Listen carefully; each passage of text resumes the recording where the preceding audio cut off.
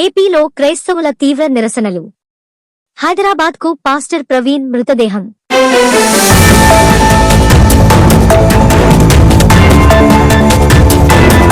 ఏపీలోని రాజమండ్రి సమీపంలో హైదరాబాద్కు చెందిన పాస్టర్ ప్రవీణ్ పగడాల మృతదేహం లభించిన వ్యవహారం చినికి గాలివానగా మారుతోంది.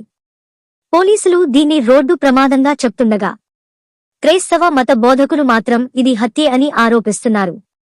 ఈ నేపథ్యంలో రాష్ట్ర వ్యాప్తంగా నిరసనలు తీవ్రమవుతున్నాయి. దీంతో ఆయన మృతదేహాన్ని ఇవాళ పోస్ట్ మార్టం అనంతరం హైదరాబాద్కు తరలించారు. పగడాల ప్రవీణ్ మృతిపై క్రైస్తవ సమాజానికి అనేక అనుమానాలు ఉన్నాయని, ఈ అనుమానాలన్నిటినీ ప్రభుత్వమే నిష్పక్షపాతంగా విచారణ జరిపి నివృత్తి చేయాలని విజయవాడలోని బ్లెస్సింగ్ టెంపుల్ పాస్టర్ రూబేన్ అన్నారు. ఇవాళ సాయంత్రం క్రైస్తవులతో కలిసి Vijayawada BRTS road food junction వద్ద నుండి పడమలరేవు వరకు ఆయన భారీ ర్యాలీ నిర్వహించారు. ఈ కార్యక్రమానికి స్వచ్ఛందంగా వామపక్ష పార్టీ నాయకులతో పాటు ఐఎఫ్టీయూ రాష్ట్ర కార్యదర్శి రామకృష్ణ సంఘీభావం తెలిపారు. క్రైస్తవ సమాజం కొరకు తన యొక్క గళాన్ని సోషల్ మీడియా వేదికగా నిరంతరం ప్రశ్నిస్తున్న దైవజనులు పగడాల ప్రవీణ్ నిన్న తెల్లవారుజామున ఆకస్మికంగా రాజమండ్రి నుండి రాజానగరం వెళ్తుండగా జరిగిన ప్రమాదంపై దర్యాప్తు వేగవంతంగా నిర్వహించి దోషుల్ని కఠినంగా శిక్షించాలన్నారు. కూటమి ప్రభుత్వం సీఎం చంద్రబాబు నాయుడు, మంత్రి నారా లోకేష్ కూడా ఇప్పటికే ఘటనపై స్పందించి పోలీసు ఉన్నతాధికారులకు ఆదేశాలు జారీ చేయడాన్ని హర్షిస్తున్నట్లు తెలిపారు. ప్రభుత్వం నిష్పక్షపాతంగా విచారణ జరిపి దోషులను శిక్షించేంతవరకు క్రైస్తవ సమాజం నిరసనలు తెలియజేస్తూ ఉంటుందని పేర్కొన్నారు. మరోవైపు పాస్టర్ ప్రవీణ్ మృతదేహానికి పోస్ట్ మార్టం పూర్తి చేసిన తర్వాత మృతదేహాన్ని హైదరాబాద్ తరలించారు. ఇప్పటికే 2 సీసీ ఫుటేజ్లు లభించాయని పోలీసులు తెలిపారు. సోమవారం అర్ధరాత్రి 11:31 నుంచి 11:42 వరకు 12 నిమిషాలు కీలకం అని పోలీసులు చెప్తున్నారు. 11:42 ఒక కారుతో పాటు 5 వాహనాలు ప్రవీణ్ బుల్లెట్ ని దాటుకుని వెళ్లాయని తెలిపారు. రెడ్ కలర్ కారు, ప్రవీణ్ ప్రయాణిస్తున్న బుల్లెట్ ఒకేసారి వెళ్లాయని, ఈ కార్ వివరాలు సేకరిస్తున్నామని పోలీసులు చెప్తున్నారు. చూడండి, అందరూ క్వైట్ కొండండి. చూడండి, ఇలాంటి యాక్సిడెంట్ ప్రపంచంలో ఒక్కటి జరిగి ఉండదు. ఇది యాక్సిడెంట్ కాదని, హత్య అని పూర్తిగా నిర్ధారణ అయిపోయిందని ఎక్స్పర్ట్స్ చెప్తున్నారు. ఒకటి, ఇక్కడ పోస్ట్ మార్టం చేసిన ఎవరు ఆయన హెడ్, ఆయన ఎందుకు రాలేదు?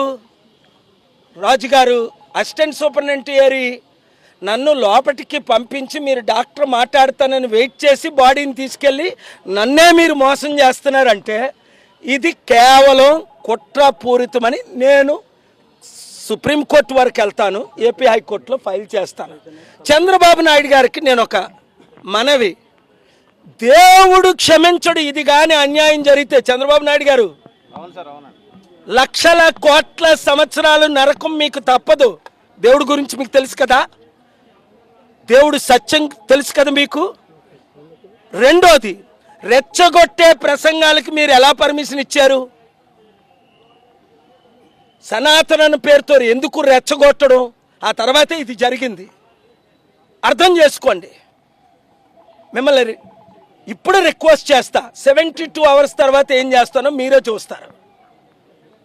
ఇది పోస్ట్ మార్టంలో హత్యగా తేలితేనే లక్షల కోట్ల మంది దేవుని బిడ్డలు శాంతిగా పడుకుంటారు.